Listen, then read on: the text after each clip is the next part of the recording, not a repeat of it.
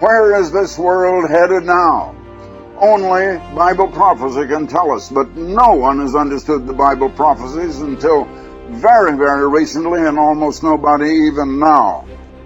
Mankind was put on this earth for a purpose, and the maker of mankind sent along with the human product of his making an instruction book to reveal that purpose and to guide man in happily, enjoyably fulfilling it.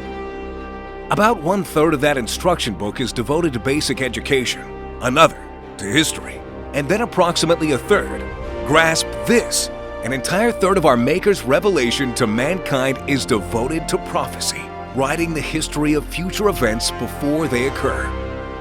It seems that the prophecies of the Bible have not been understood. Those who have not ignored them and have tried to expound them have been so woefully mixed up and contradicting themselves with their own interpretations. But no wonder, my friends, because a vital key without which prophetic doors cannot be opened to understanding had become lost. And that key is a definite knowledge of the true identity of the American and the British peoples in prophecy. If you don't know where we are mentioned in prophecy, you can't understand prophecy. And even the very few who in our time have at last come to recognize our prophetic identity in the Bible and where the United States is mentioned in the Bible and in the Bible prophecies have somehow been totally blinded as to what is prophesied for our immediate future.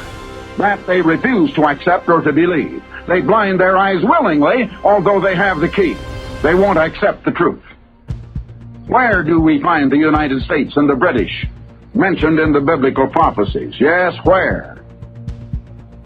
If you'll think this through, listen. We are the wealthiest of nations. We have been the most powerful.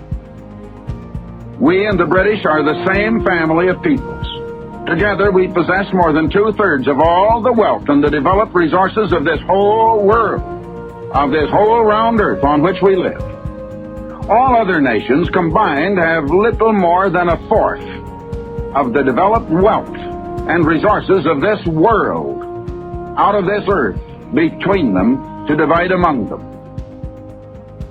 We know that Bible prophecies refer definitely to little nations like Ethiopia, Libya, Egypt, and Greece, and through other terms of identification to even such great nations as Russia and Germany, and they refer to Turkey, Italy, and other nations.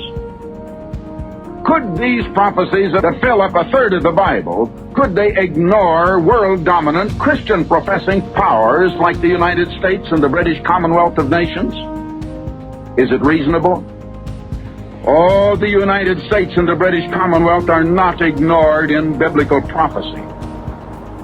The plain, astounding truth is that we are mentioned more often than any other race or any other nation on the face of the earth.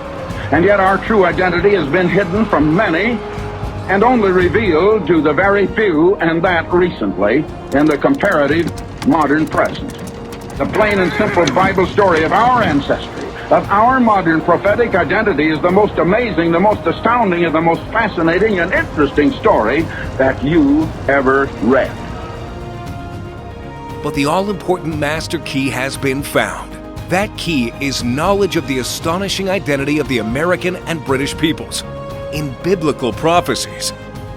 This very eye-opening, astounding identity is the strongest proof of the inspiration and authority of the Holy Bible. It is at the same time the strongest proof of the very active existence of the living God.